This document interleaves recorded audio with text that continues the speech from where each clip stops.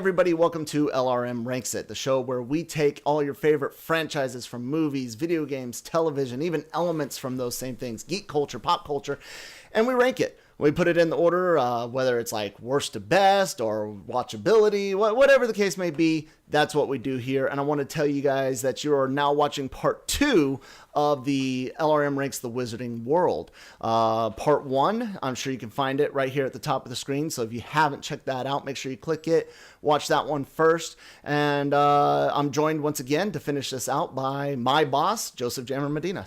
Hey everybody, happy to be back for this. We had a top 5 list, or bottom 5 list. Now here comes the top 5. This is the cream of the crop of the Harry Potter franchise. As I mentioned above, if your film is not in this top 5, it does not mean your favorite Harry Potter movie is bad. It just means that to us it's not as good. But because I liked all of them except for one of them. So don't get too upset about it. And very subjective list for sure. Like really subjective. Oh, absolutely. We explain our subjectivity generally in each one. So it's all good. Don't worry about it. You're not wrong for liking the Harry Potter movie you like.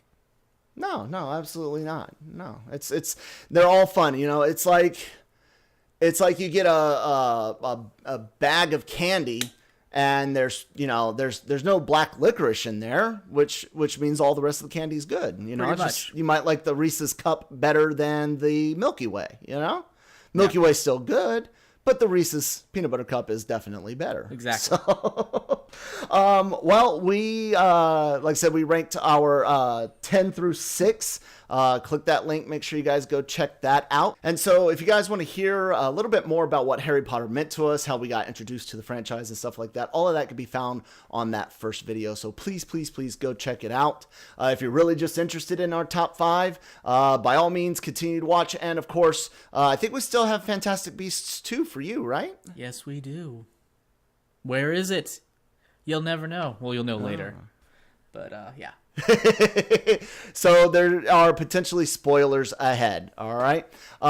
Joseph, let's go ahead and continue on with your number 5. My number 5, Harry Potter and the Goblet of Fire. I think this is the most faithful and safe adaptation they have in the franchise. It really feels very much on par with what that book was in terms of style and tone and feel.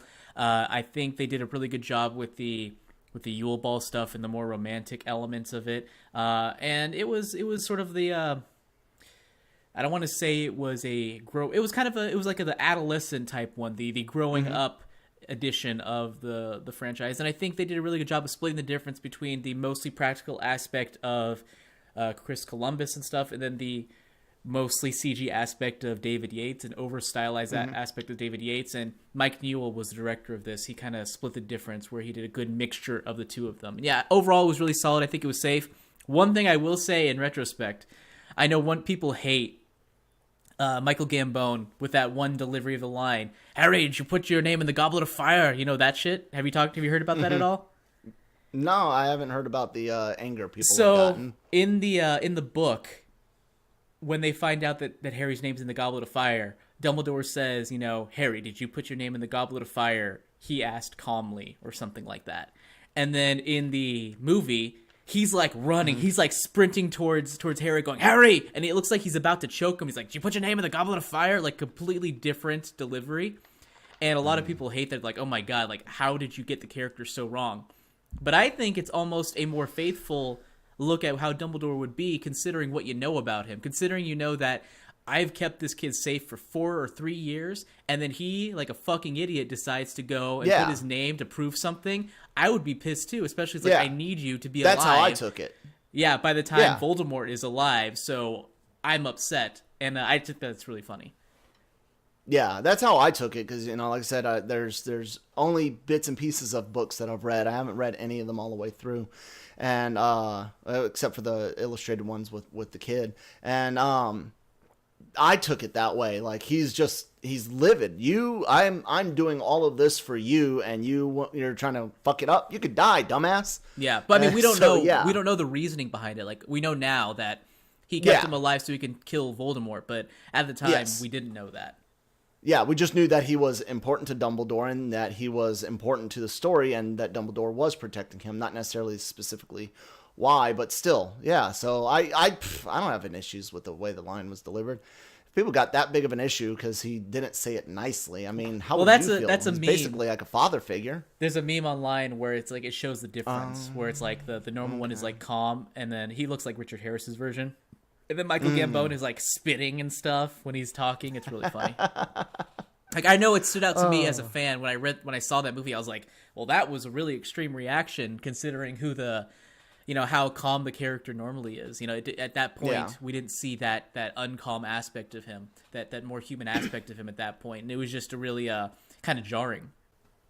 So I can kind of see where all that's coming from. Definitely seeing two different deliveries, one from the book and one in the movies. But I think that more parental instinct reaction that he got in the movies, being angry, like, oh my God, I can't believe you're trying to die. I like that aspect of it better.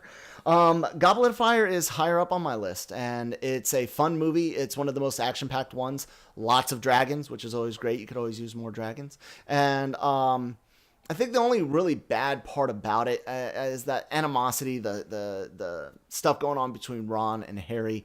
I don't know if it's the writing or the delivery, but I don't buy the reason why he's so upset as much. I mean, I know it has a lot to do with him worried about his friend and stuff like that, and thinking that part of it might be because he thinks he's glory seeking. But in general, I don't think the movie did a good enough job of, I don't want to say showing or explaining, but I just think that animosity between them two for that movie could have been better if I was going to pick something out of that film to pick at. I know Ron's pretty bitchy in the books too. Okay. He's very much like really insecure, and having a friend who is super famous and stuff. It's like it's very much it takes its toll on him, I guess, in a way. Yeah. And something like the Goblet of Fire, it really doesn't help things. So yeah, I get that's kind of what's going across. Maybe it doesn't work in the movie. It worked for me, but it also may be because I'm filling in some of the blanks in my head from the books. Possibly. So let's go ahead and get into my number 5, which is the Chamber of Secrets. Okay. Yeah, like I said, it's the first one that I had seen. The majority of it, I worked at that movie theater when it came out, and it's got fun moments in it. It's got a lot of comedy. I mean, it's hilarious when they mess up the Polyjuice and she's part cat. Moaning Myrtle is got some hilarious comedic moments. Have you ever been to the Wizarding World in Universal Studios? I haven't. No, it wasn't built when I was living there. So the one in Florida, in Orlando, the male bathroom has Moaning Myrtle in there talking. Oh, nice. It's hilarious. The lady who plays Moaning Myrtle is like 87 years old. Yeah, she's old. I think she was in her 30s. No, legit. She was in her late 20s or early 30s when she filmed. No, I feel like she was like 37 when they did those movies. It's really weird. And I remember she was in an episode of Doctor Who, and I was like, oh, okay. How old is she in this? And I was like, oh my God, she's like almost 40. And this was years and years ago. But yeah, it's a funny movie. It's one of the first ones that I saw. It definitely, it seems like the ones that don't need to be long in this series tend to be the ones that are long. And, some of the ones that could have been, that needed to be longer ended up, being done shorter. I like the last fight. I like the mythology because, now you're at the second movie. We know a little bit about he who shall not be named, Voldemort. Oh no, I said it. But now we get into his history and a little bit more of, in the first movie, he's the big bad guy. Well, this movie tells us a little bit more of why he's the big bad guy, where his mentality was and came from. And I enjoy that aspect of it. So even though it's a lot of people really don't like this one, it's usually on a lot of lists. I like to, before I rank these, just to compare, I'll write down my rankings and I'll go online and I'll look at other people's rankings, just kind of, judge how other people think versus me, maybe even catch some points to discuss, so, I didn't think about it that way. And Chamber of Secrets is usually pretty low on a lot of people's lists. Like mine. It was like a number 9. Yeah. 9, yeah. And again, it's not that it's a terrible movie. I mean, well, to some people it is a terrible movie. It's definitely one of the weakest, but it's still, enjoyable to me. I don't know why specifically. Like I said, there's some good action sequences there. The kids are getting their legs underneath them as far as acting goes. And I think part of it is really enjoying the story that takes place in the past. The stuff dealing with Tom Riddle. So I really enjoyed that aspect of it. Yeah, I can't fault you for that. It ranked low on my list, but none of the stuff you said is wrong. It's just, for me, too long, and it's a little bit, the adaptation's a little bit lazy for me. But overall, it's still an entertaining movie. And yeah, especially if it was your first, I could see why it holds a special place in your heart. Oh, man, I can't remember. Because when you work at a movie theater, or at least the one that I worked at, you could bring in yourself and a friend to go watch, whenever you're off, to go watch a movie for free. That's how my manager was. And I think my sister took advantage of that with one of her friends. And I was like, hey, can they just go while I work? And he was like, yeah, sure, whatever. So any last words on nice. Chamber of Secrets? Negative. I thought it was good. Oh, Kenneth Branagh, Gilderoy Lockhart. Pretty good casting there. Yeah, it's... that is another part of the movie that's enjoyable, is that character and the absolute ridiculousness of him. Such a fraud, a charlatan, or whatever you want to call it. And the performance was really over the top, almost cartoony. And I liked that aspect of it. I thought it was fun. Yeah, I thought it was fun. Yeah. Well, go ahead and continue on to number 4. My number 4 is Harry Potter. I gotta say the name right. Harry Potter and the Deathly Hallows Part 2. Okay. This was the culmination of 8 movies, or of 7 movies to the 8th movie, and it was hit the ground running kind of movie. After getting 1 or 2 Horcruxes in the first one, we now get like the remaining 5 or so in this next one. So it's like Horcrux after Horcrux after Horcrux of finally everything panning out, and then of course the final battle at Hogwarts, which is done very masterfully, like that one shot where they're running through like the main grounds and stuff, and they have that really they could have gone all out and been like a big sort of action spectacle, but it was almost like an undercurrent of darkness as they were doing it. It was more sad than it was action packed. Yeah. And as they're making their way through, and then you see Harry's freaking old girlfriend getting killed and eaten alive and stuff, and just like a really lot of dark shit. It was handled really well and very maturely. Even Snape's death was handled in an almost disturbingly realistic way, to where it was just like he got bitten a couple times by Nagini, and then his throat got sliced and stuff, and it just wasn't pretty, and it wasn't glorifying. It wasn't sexy. It was just like, oh, well, he's dying. Take his teardrop and go from there. And it was executed very seriously, and I think overall relatively satisfying. I think splitting it up does hamper it in a little bit, whereas it doesn't feel like a complete story. So if you're coming into it, it's not a good movie to go in and like, oh, I'm in for a complete experience. Yeah. It's very much just this is the last episode of a TV show, and that's it. So it does take away from its overall impact a bit, and I think that's why it's not higher on my list. But it was executed very well still. And yeah, I really can't complain about any specific aspect of the movie as was executed in the movie.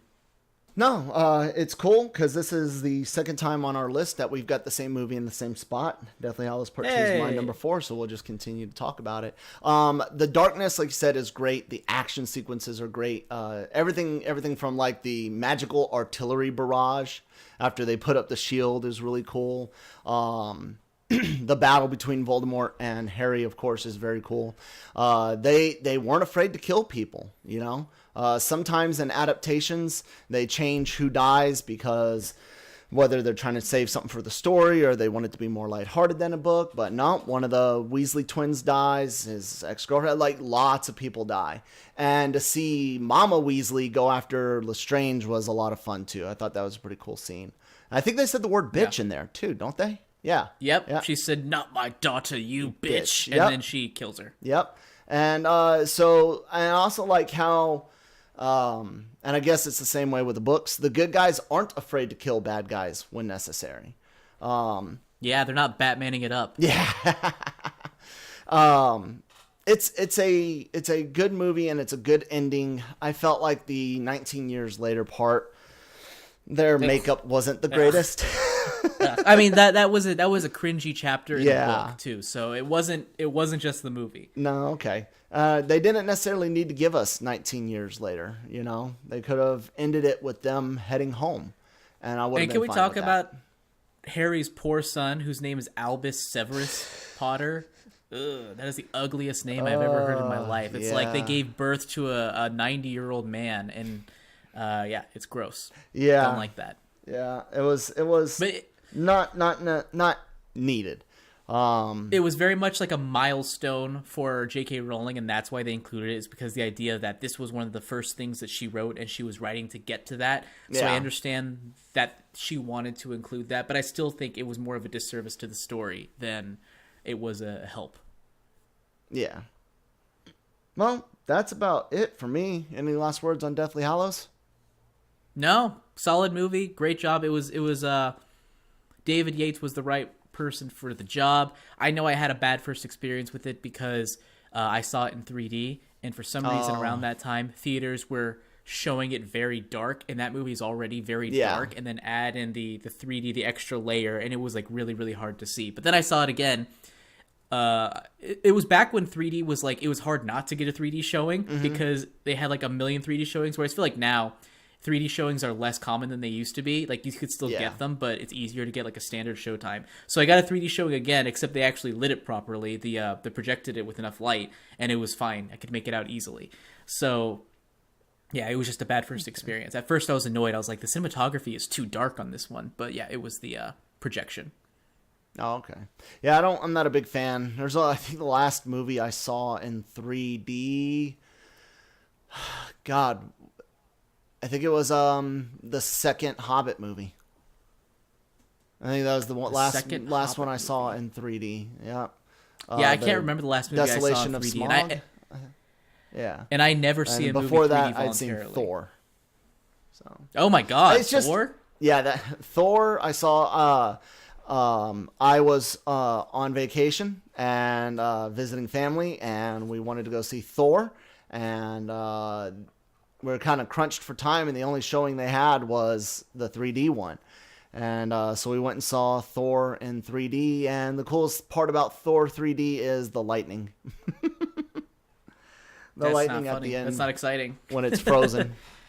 Right. Well, I mean, as far as 3D, I mean, I like Thor. You guys can find, it's not in my top 10 MCU, but it is in one of our contributors' top 10.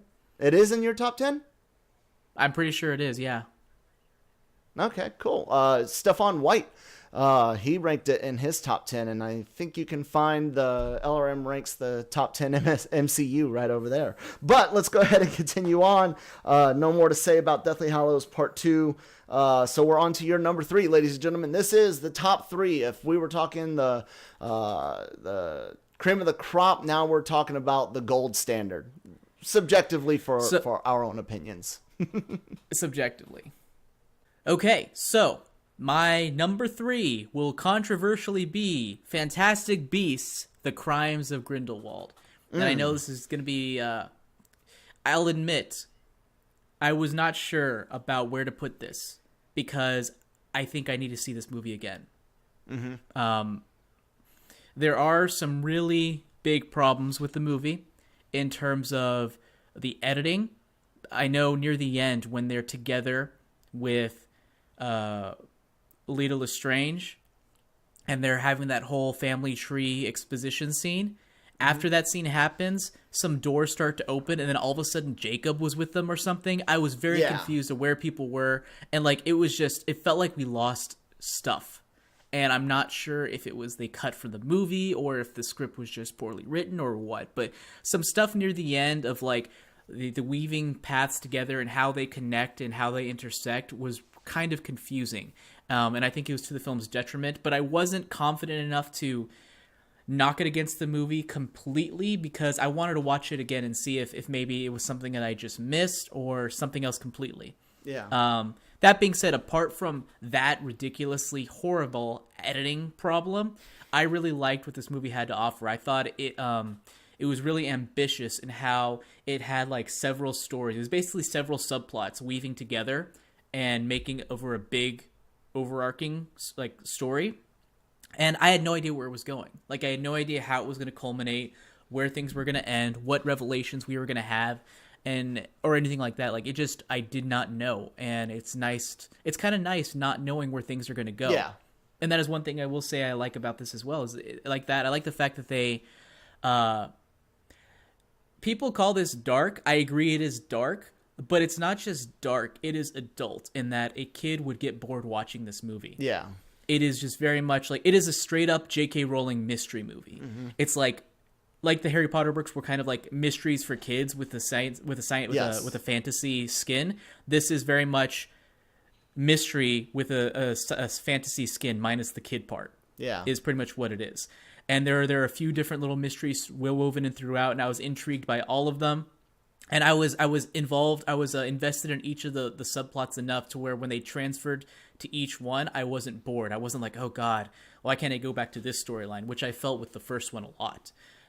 So yeah, I was equally invested in all of them. I'll admit it was a bit slow to get going because I think like about 35 or 40 minutes in, I feel like we were still meeting and setting up character subplots to get moving forward. But I didn't mind it. Like, at no point did I look at my watch. At no point was it like, oh man, this is crazy. And I saw this movie at 9:40, and for someone who's as old as I am, when 10:30 is like your bedtime, 10:30 or 11 is your bedtime, and you realize you're going to be up past midnight, and I'm already usually tired by like 10 o'clock or 9:30, it kept me awake and kept me engaged the entire time.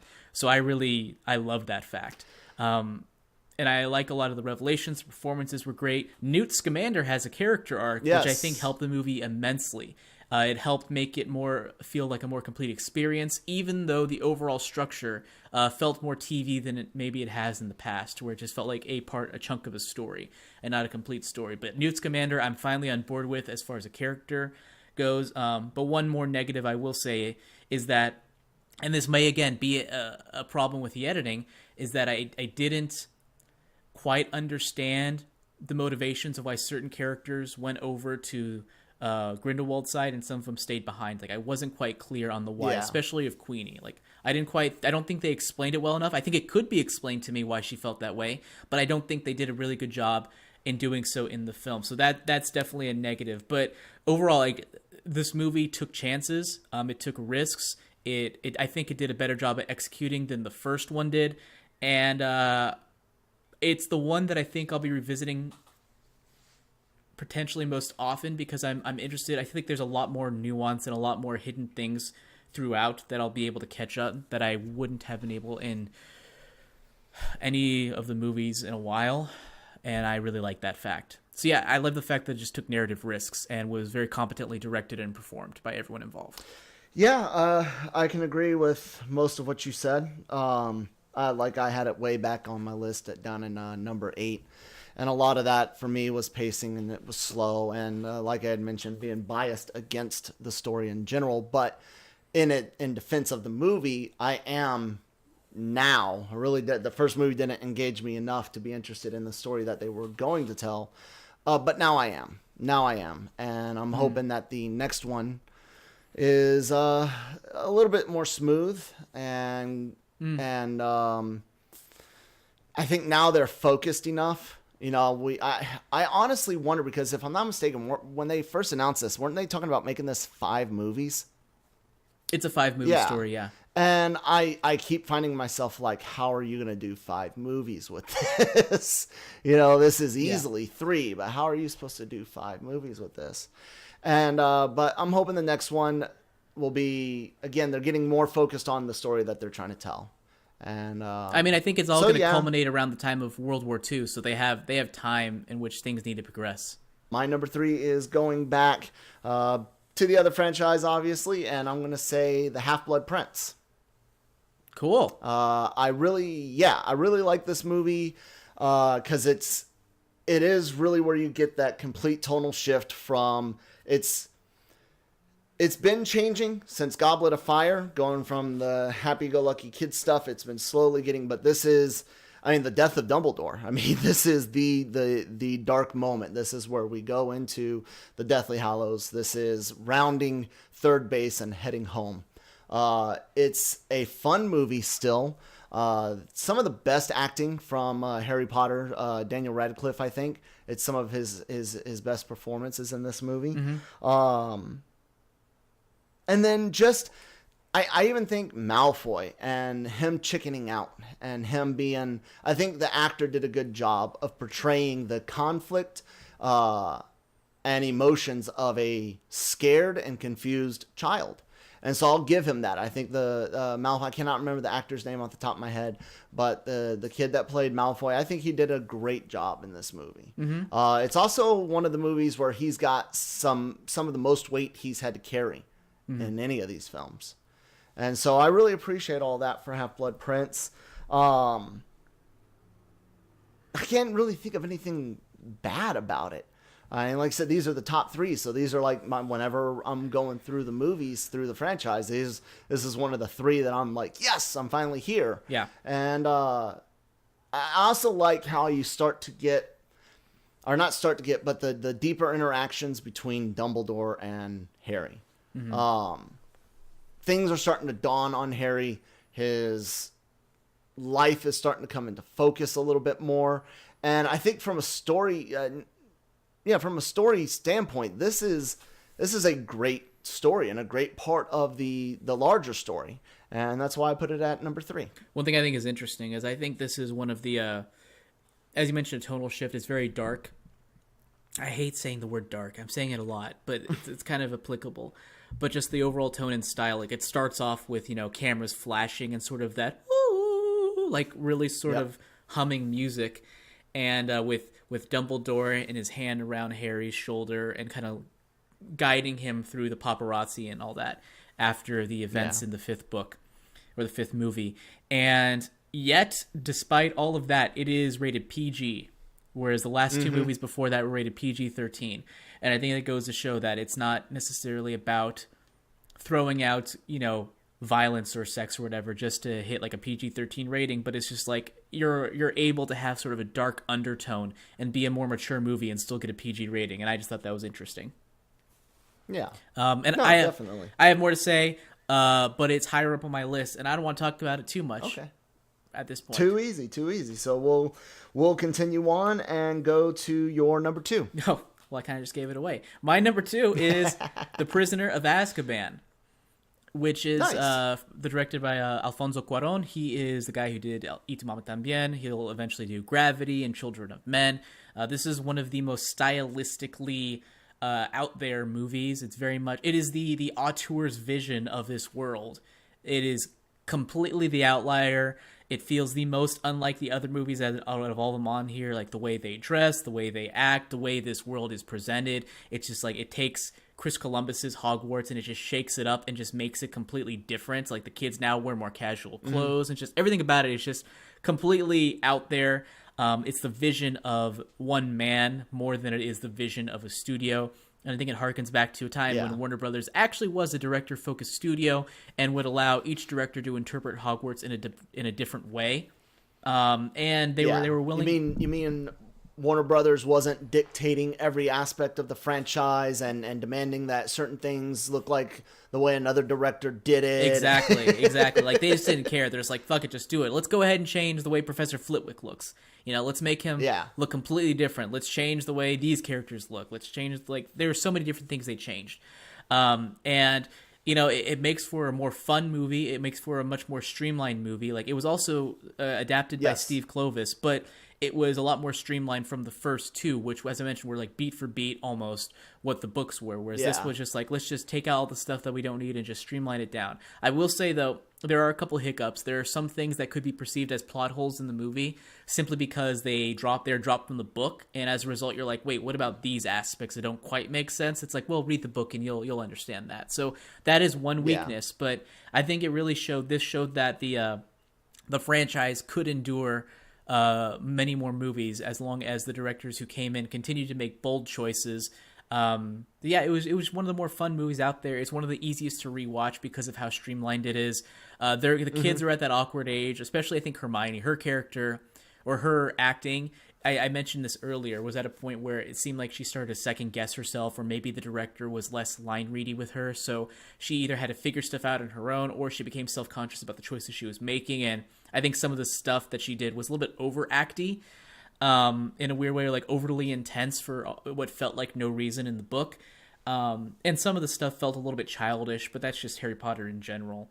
Yeah. And or maybe just it's just kids being kids in general, and just me being an adult, or even a kid who I thought was more mature than he was back in the day, I felt was childish. But on the whole, I think a strong, unique take on the wizarding world that wouldn't get made nowadays, just because of how established the wizarding world is, and as a result, kind of sits there as an interesting testament of creativity within a huge franchise. Well, it's kind of cool. This is the third time on our list that it's happened. Number 2 for me is also The Prisoner of Azkaban. Nice. And I was talking about how I like to go and look at, compare my list to other people's lists. It is a lot of people's number 1. Mm-hmm. I've seen it in the top 3 a lot. I looked at 5 or 6 different rankings of this, including ones that included Fantastic Beasts 2. And I always put Hermione's acting off as she's hitting puberty. These kids are all starting to hit puberty now, and maybe that's why her moods are a little bit more extreme. I think, like you said, overacting is probably what was going on, but I pinned it on the character. I was like, that's, God, man, puberty sucks, and puberty with magic, forget about it. So I really enjoyed the movie. It's got one of my favorite professors, the werewolf guy. God, not Remus Moody. Lupin, thank you. Jesus. Every time I think about his name, I think of the anime, Lupin the Third. Yep. Which I don't like. I don't like do it you either. like No. Lupin? No. Okay, cool. So we don't have to fight about that. But yeah, he's one of my favorite characters. I really like his interactions with the kids. He's one of the first ones to seem to really care about the kids, and not just Harry, but he cares about the class that he's teaching. We know that Snape cares. We know that McGonagall and Dumbledore care, but we never see anybody give the type of effort that he does until we get to the guy that gave Tom Riddle the secret to creating Horcruxes, which was in Half-Blood Prince. Yeah. So I really enjoy all this stuff with Sirius Black. It's Gary Oldman. What's not to enjoy, So the cool little scene where you think Sirius is actually after Harry Potter, in reality he's after Wormtail, the rat. That whole scene, you got Lupin there, you've got Sirius there, the kids are there, everybody's disarming somebody else. Snape shows up. That is such a cool little scene. It's like... it reminds me of something that would be like Tarantino-ish, with the big reveals for the double crossings and things aren't what you thought they were. And you add into the element of time travel, and it is kind of like a Tarantino film where you tell the same story from different parts of time. But it's just a lot of fun. It really is. Everybody's got their feet underneath them, even though, like you said, they shook the franchise up doing this, really changing, the director took a lot of creative liberty, but they still played in the established world, and it's one of the best takes on it. It really is. It's thoroughly enjoyable. Yeah, I think it's a lot of fun to watch for sure. And you mentioned the Shrieking Shack scene, and just like how that visually is portrayed, like it's all off kilter and shaky and stuff, and very unique stuff. Hogwarts is arranged in a way we've never seen before, and it's really weird, not in a bad way. Absolutely. But it's not afraid to go weird at all. Like the shrunken head scene with the night bus, not at all, if I recall, like it is in the book, but it's very interesting. It's very visually, it takes advantage of the film medium, which the first two did not. It really takes advantage of making things and twisting them so that they're more visual and dynamic.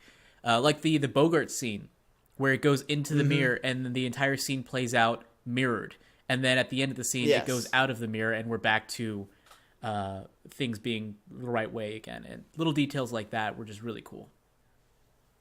Yeah, absolutely. I mean, I thought about putting it at number 1, but we'll talk a little bit more about my number one and why it didn't go. I feel why Prisoner of Azkaban didn't make it. The narrative aspect wasn't as strong as I wanted it to be in order for it to be number one. I think I put it at number two simply based on its directing strengths alone, and just how risky it was and how much they were willing to shake things up. So it was more out of respect and reverence than it was out of me like actually feeling it was at number two. That's not true. I do think it deserves to be at number two, but I feel like it is higher as a result of how, you know me, I love directors that take chances and really go out there. So I always have to put them a little bit higher as a result when they do. You like actors or directors that subvert expectations? Not just subvert, but are just willing to take risks. I was just making a joke from conversations we've had about Rian The Last Johnson. Jedi. I put subvert. Yeah, I put subvert in air quotes. It's number two for me, just simply because my number one, I enjoyed watching it more. So it's I don't really have any complaints with Prisoner of Azkaban in general. But let's go ahead and do this. Okay. Let's top of the top. These are the number ones. Joseph, start us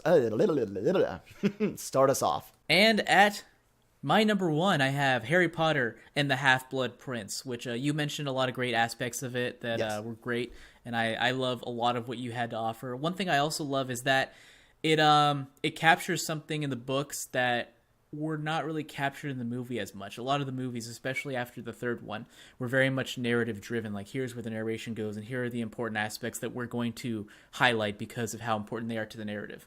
Whereas Half-Blood Prince felt mostly like it was like a mishmash of little vignettes set in the world, or set, taking place in school. So it had focused on the plot, but it also allowed the school life aspect to bleed over into it relatively well.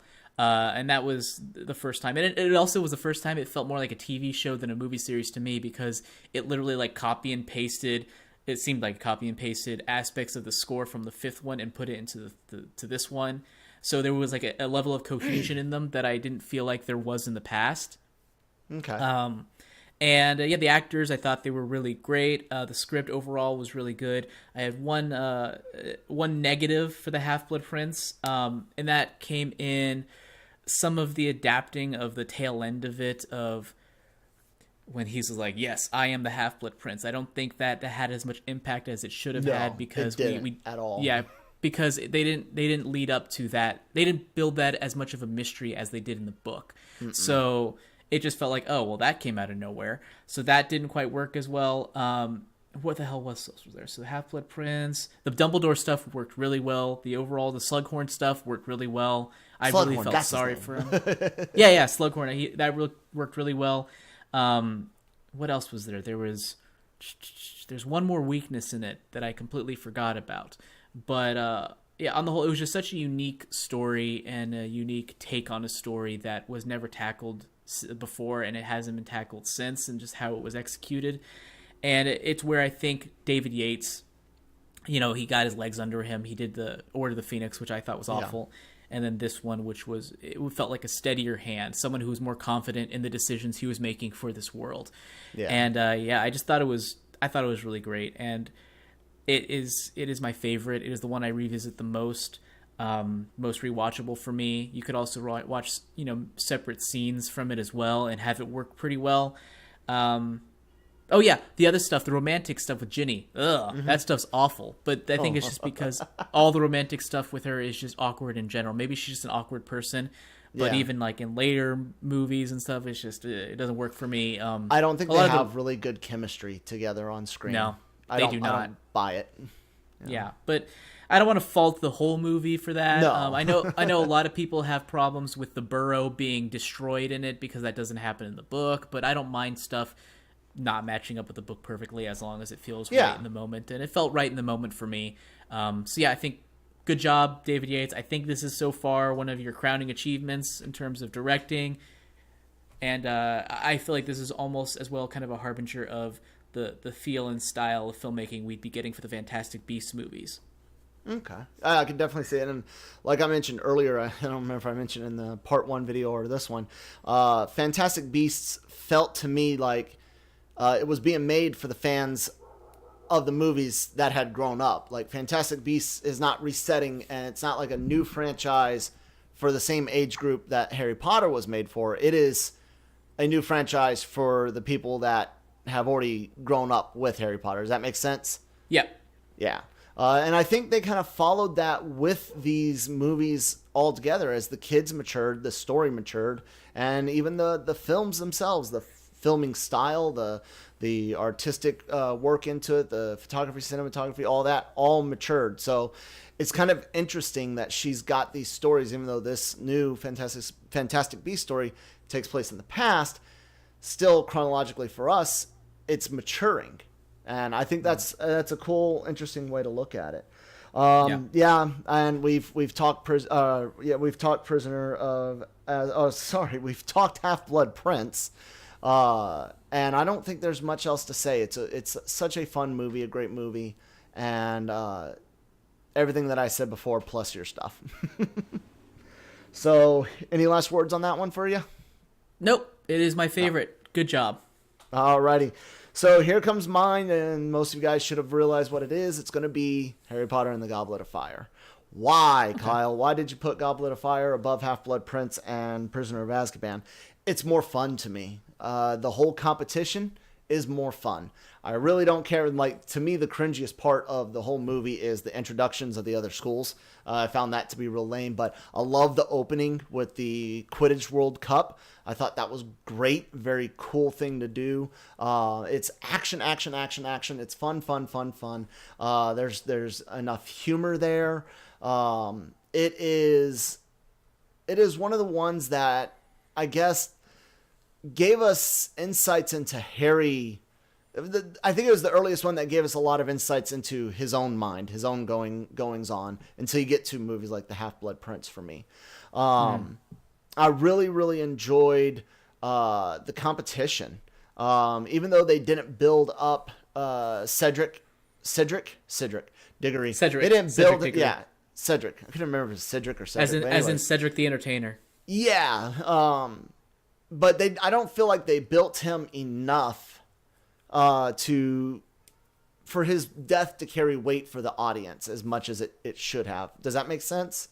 Like, I mean, I feel like that was a flaw for me in the books, where she's like, "Oh, I'm going to kill someone who the audience cares about," and I was just like, "Well, I don't care about this guy. He's okay. just kind of showed up. He showed up to die." So he wasn't in any of the other books, just like none of the other movies. He's just this Correct. one. Okay. Correct. Well, then, way to go, Rowling. Yeah. What's up with that? So I would fault that. I did not care about Cedric enough that when his death happened, it was like, okay, and Harry, you act like you love this guy. Like he's been a part of your life for the last 4 years. But yeah, it's such a fun movie, and that's why I put it at the top. When I go through watching Harry Potter, it's the one that I look forward to seeing the most for fun. Absolutely, I will say I think Half-Blood Prince and Prisoner of Azkaban might be better stories. They might be better told, but I have the most fun with this one, and that's why I put it at number 1.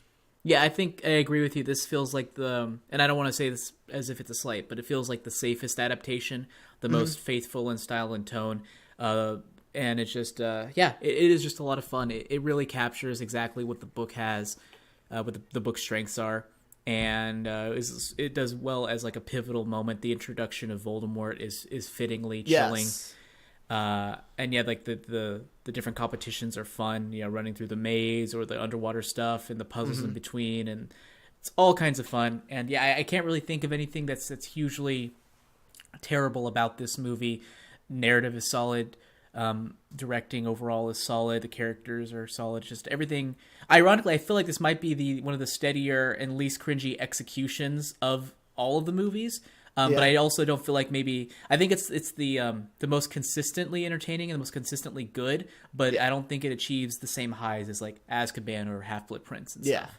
No, and sometimes when it comes to movies, I mean, you've been in this industry, not just the writing, entertainment writing, but in the entertainment industry for a while. And me, as just a person that loves stories, sometimes there's a better story, but it's less fun. And sometimes there's a not as good story, but it's more fun the way it's presented on screen. And that's what it came down to for Goblet of Fire for me. Any last words on the Wizarding World in general? No last words in the Wizarding World. I'm excited to, well, that's a July, as I say more words. I'm excited to see more Fantastic Beasts and where it goes from there. Yes. I think she set the table for that, and I'm hoping that they get better. I'm actually surprised at how horribly it was received overall. I don't think it was like a 44% movie. I didn't think that it would be that divisive between fans or critics, rather. So yeah, and I'm hoping that the box office isn't so low that we start to see a tapering off. And I just don't want the movie franchise to get cut off prematurely because of that. I don't think it needs 5 movies, though. Do you? Oh, and we don't know where the story is going to culminate. That's the thing I like about it, is that we don't know where it's going to go. We don't know its overall goals. So how can we know it needs 5 movies if we don't know where it's going? And here's a major spoiler warning. All right, people, we're going to talk about something very specific to this movie that is huge. So 3, 2, 1. The reveal that Dumbledore had another sibling. How did you feel about that? We don't know enough information about it. You know, I'm like, oh, interesting. I want to see what happens. I don't know if it's the truth. I don't know if it's a lie. I don't know if he's a half sibling. I don't know if he's somehow related in a different way. I don't know how it connects together. There's more movies out there that are going to help explain that, but it was an interesting cliffhanger to hang on. So given how little information we have about it, I can't say one way or another. I'm not like most fans where it's like, oh, this was never revealed in the family tree she released out before, so this can't be true. I'm not like that. Like, just tell me a good story and make it believable. And so far, based on that one reveal, we don't have enough information to decide whether or not it's BS. So I have no opinion other than I'm intrigued. Okay. I was my initial reaction when I read about it. Because that's the occupational hazard for working for an entertainment website. The potential to be spoiled. At first I was like, well, I was just like those other fans. They never mentioned this before in the original movies. But when I saw the movie, I started thinking like you did. Well, maybe it's not all it's seeming to be. Maybe it's a lie. Maybe it's half-truth and things like that. And though I don't think it's a lie now that I think about it, because the Phoenix came for Dumbledore. Yeah, but it didn't necessarily. I mean, it could be an enchanted bird that just appears to be a phoenix. I mean, I don't know. I mean, there's ways to do it, but I will say I'm wondering if it's a sibling he doesn't know he has. Yeah, maybe. So maybe that's why there are no stories. Dumbledore has lots of skeletons in his closet, though. Yes. So. Oh, absolutely. Well, I guess that'll do it. And Wizarding World's been a fun ride. And yeah, I'm looking forward to Fantastic Beasts 3, just to kind of see where they're taking things. So, everybody, please make sure you hit that thumbs up, like the video, share it, subscribe, hit that bell so that way every Tuesday you're alerted to when these videos are hitting. And be sure to share us with your friends and family, all the little geeks in your life. Send them over to LRMonline.com. Joseph, where can people find you at? You could, of course, find all my writing at LRMonline.com, at least my film writing. And you could find me on Twitter at JamTheWriter. And also the big flagship podcast, Los Fanboys, every Friday, right? Yep, every Friday. On the podcast feed, Los Fanboys, which you could check out on Apple Podcasts or your favorite podcast provider. And you can find me at that Kyle Malone on Twitter. I also write a wonderful, yes, I'm tooting my own horn here. I write a Star Wars column every Thursday called the Cantina. I do these videos. LRM ranks it, and sometimes I help out with another contributor, Stefan White's I'd Buy That for $1. And so thank you guys so much for joining in. Be sure to check us out 1,000 times a day, and have a good one. Adios.